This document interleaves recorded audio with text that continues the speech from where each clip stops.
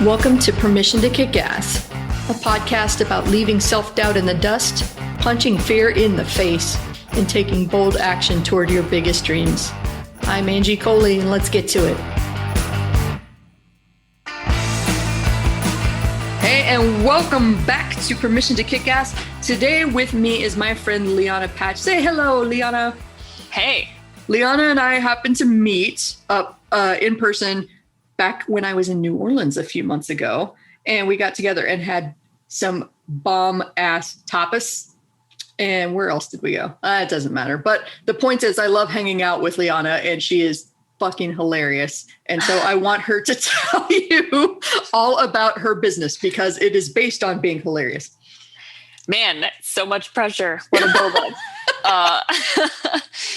I mean, I'm a conversion copywriter, and my whole thing is using humor to help convert and to build relationships, mostly for e-commerce and software brands.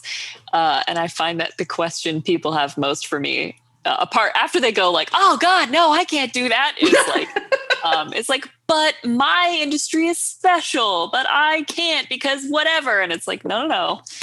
Humor is universal. We all like funny people. We all like funny stuff. Like, use it to sell things. That's kind of my whole deal.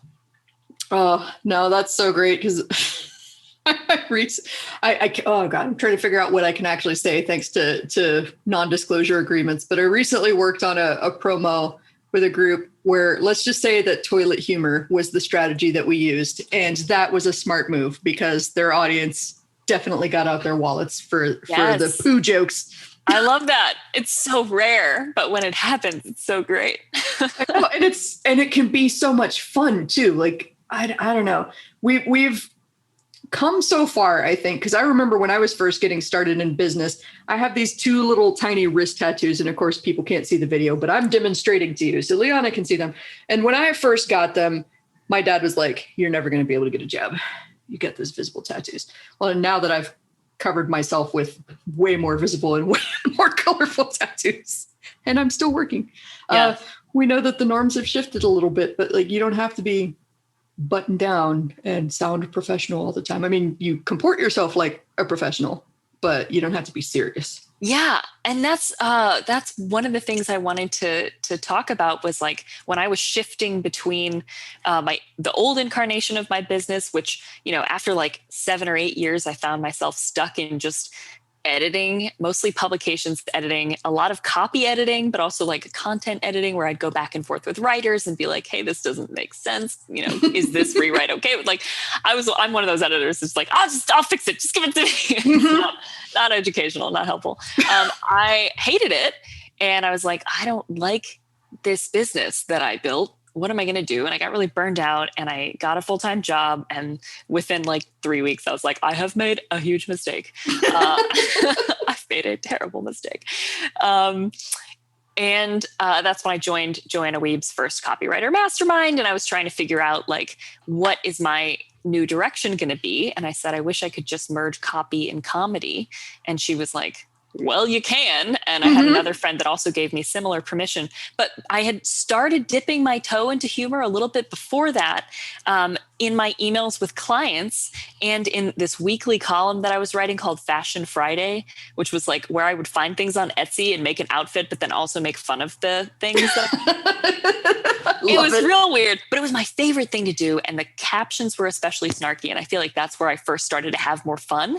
And then I realized when I was writing to clients, instead of being like, "Excuse me, I'm your copywriter, like, please, blah, blah, blah," just to get out of my own way and be like, "Hey, how's it going? Here's what I need from you. Thanks so much." Like, "Oh, hey, we're having a problem." Like, it just lowers the barrier to interaction between two humans. And it's like, being more friendly and casual is a great way to get a reply to that email that the client is sort of dodging, if you're checking back in with somebody. Death by 1,000 overly professional sounding emails. Yeah. Just circling back around, just looping back, just nudging and per my last email. Yeah. Bitch. Let's cut that from the communications vocabulary completely. Oh God.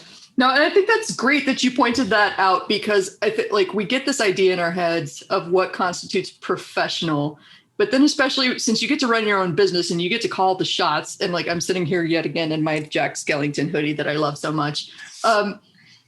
People like working with people they like. Mm-hmm. And so, yeah, I mean, if button down, stick up the ass stuffiness is your jam, hey, no judging here. I don't particularly get along well with those people. I find that they chafe at my mere presence. Yeah. Same. Weird how that works. They don't like me very much. I'm very loud. I drop too many F-bombs, and I'm very prone to like, hey, this sounds fun. Let's go do it. And then running off. Like, yeah, we have a lot in common. I know. But then embracing that side of myself and tapping into that as a strength instead of trying to hide it actually wound up being what helped my career take off too. So I think that that's great that you brought that up. Yeah. And also, I mean, not to like beat a dead horse or whatever, but there's a middle ground between like the super stuffy corporate person that nobody wants to be. We all know we don't want to be, but then like, you know, all the way over here, there's crazy and unprofessional. But people need to get more comfortable in this space. And especially when they're in a situation where they feel threatened, like becoming mindful of the fact like, oh, this is going to be a hard topic to raise with the client, or I'm going to have a tough time writing this email. They tend to retreat back behind that wall of like, well, how would a professional say this? Mm-hmm. Instead of going the opposite direction of being like, what does a human need to communicate to another human right now? I know. Oh God, somebody was giving me a little bit of grief earlier because they know that one of my favorite coaching lines when I'm coaching a new freelancer through a pricing challenge with a client and they can't figure out what price to quote their client. And they're just pushing back and they're asking me, how much? And I said, okay, this is my favorite response to somebody that says, how much? And they won't answer my questions. You ready for this? How much does a house cost? And they're like, but you can't be that big of a smartass. I'm like, I do, but I do it with a touch of humor, you know, mm-hmm. Kind of like what you do, Lianna. I said, how much does a house cost? I promise I'm not trying to be a smartass here. But as you can tell with buying a house, there's going to be a lot of different factors.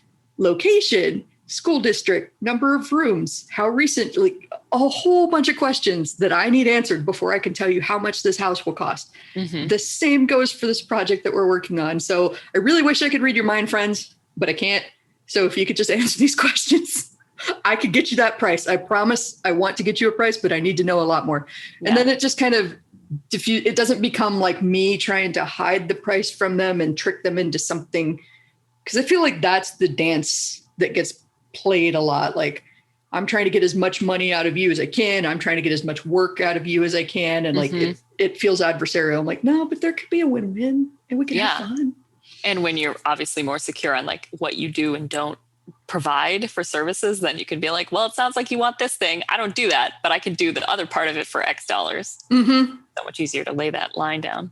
So, and you have permission to do that, just to belabor the title of this podcast a little bit. But I mean, you don't have to do everything just because it feels like you should, or because a client asked you to do it. No is a totally valid answer. I mean, give it a little bit more context because they're probably going to want to know why instead of just like, nope. Yeah. But and then like, that's one of those situations where you can actually build trust by saying like, that's not my realm of expertise. Like, here's who I'd recommend. And they're like, oh my God, thank you so much for disappointing me because you were real and you didn't just try to like shit something out that wasn't good because you don't do Google AdWords, you know?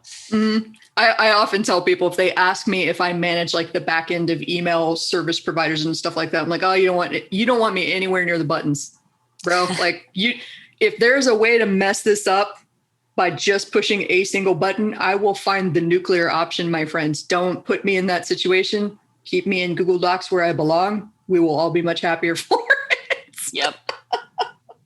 Like you have a process, I have a process. Let's not break each other's processes, okay? Yeah, exactly. Like, here's what I'm good at. This is the sandbox I like to play in. Let me introduce you to somebody with a different sandbox that will help you with your other problem. So many sandboxes. All of the sandboxes. That's great. There's only poop in one of them. Oh yeah. My brain went to the exact same place. We had to, right? Oh, that's so fantastic. And I thought it was great that you brought up like, okay, so I'm in editing hell. I don't really like this. I'm going to make a change. I'm going to go back to corporate for a little bit. Mistake, not doing that.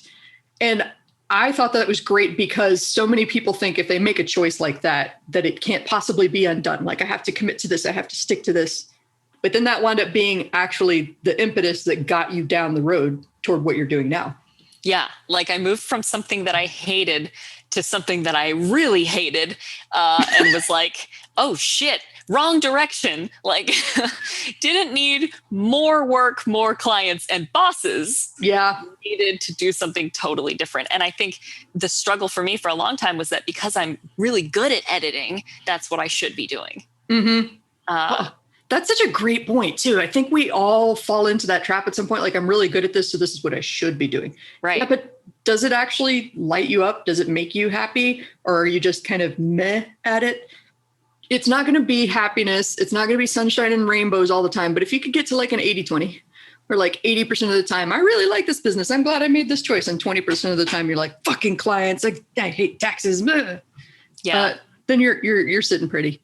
So tell me a little bit more about the work that you're doing these days. Because I know we talked a little bit about getting into humor and copywriting as a service. And then we went off the rails a little bit, but yeah. Let's see, 2016 is when I sort of shifted gears. And then over the past few years, I've productized some of my services, which I highly recommend because it's so much less of a pain in the ass. It's really nice to have something that you can just recommend to people when they come in.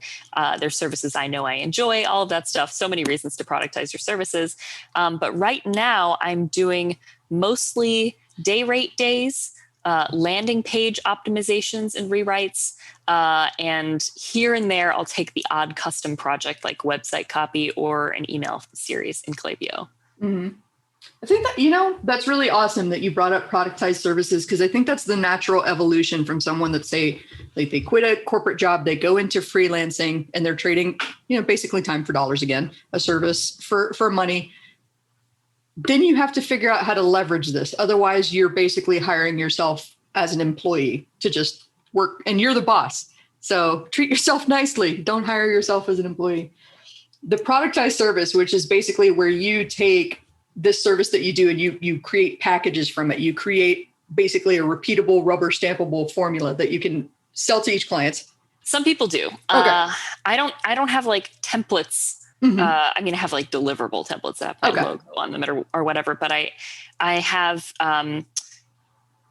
like scoped services. So when they buy the thing on my website, it's going to be, their work. It's going to be built from what they send me. If it's a landing page that I'm rewriting, they'll send me the original page and I'll rework it based on the scope of that service. But it's not like I put it through, a mill and it comes out into this thing. Okay. Yeah. I definitely probably said that.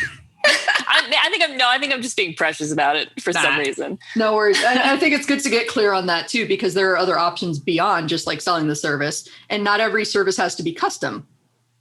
And so streamlining your process a little bit like that, this is something that I do often. So I have a system for it. I know how to do this. This is fairly straightforward work for me. And then what you charge for that because you know how much work goes into it. Then that helps you really just streamline your operations. And the point that I wanted to circle back to was when you said make recommendations, because I think that's a big trap that freelancers get stuck in all the time too. I know, or maybe I'm just the only one, but I have a feeling I'm not the only one that made this assumption. I went out as a freelance writer and I was like, they'll hire me. They'll tell me what to do. They'll just give me an assignment and I'll tell them this is how much it is. And it just works like that. No, clients don't know what the hell they want. and the more you charge, the more they expect you to tell them what to do. Exactly. Like that's the counterintuitive thing too. Like the less you charge, the more they kind of boss you around. The more you charge, the more they expect you to be like, no, this is how it works. Yeah. Like I'm the expert. I've seen hundreds of these pages. Here's what I think we should try. And they're like, oh, thank God. Mm-hmm. One fewer thing that I have to think about. All right. So abrupt segue from that, because I really want to circle back to the humor aspect that we were talking about and really kind of, you don't have to be someone else's definition of funny. There's kind of an art to this, to tapping into your personality and finding what that humor feels like, what's right for you. So you want to talk a little bit more to that? Yes, because this is something that my coach just made me cut from my second version of my course, which is that there are so many ways to think about sense of humor. We'll bring it to life here. Second life. That you'll hear it nowhere else because it will no longer exist in the course, and it didn't exist anywhere before that except for like a textbook. So good luck.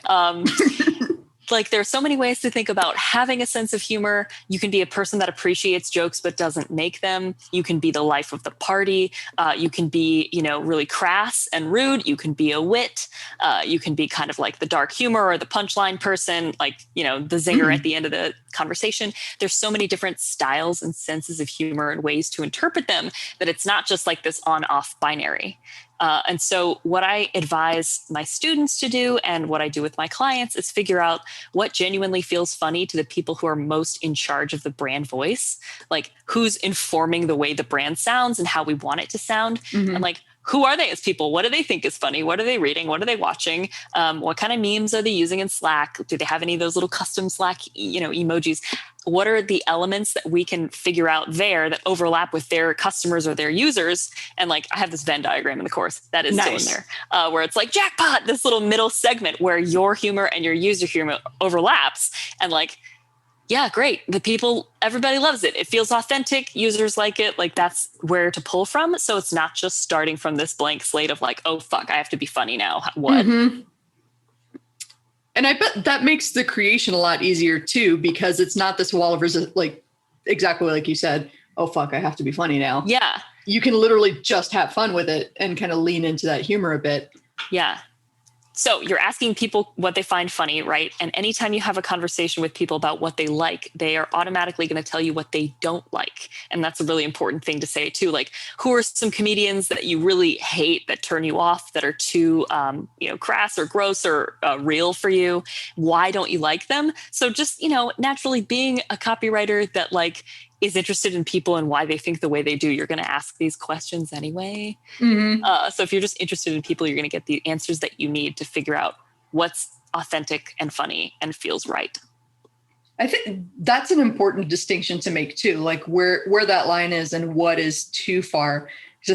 With that same NDA thing that I can't really talk about, I do remember that the first draft was like way far into adults, like shit humor, and verging on very disgusting late night comedy stuff. And when I looked at it, I was like, okay, so I know I told you to go full ham on writing this.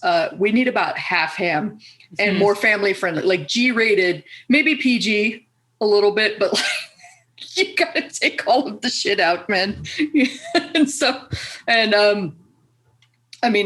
did really well, but we kind of had to take it too far in order to bring it back. And then the humor that we found in scaling it back wound up being even more funny than the first draft. I think it's easier sometimes to go overboard and then kind of edit it back or like rein it in than it is to like not be edgy enough, because then you don't know where to stop. Like, when you've gone too far and when you reach the acceptable, like optimum level.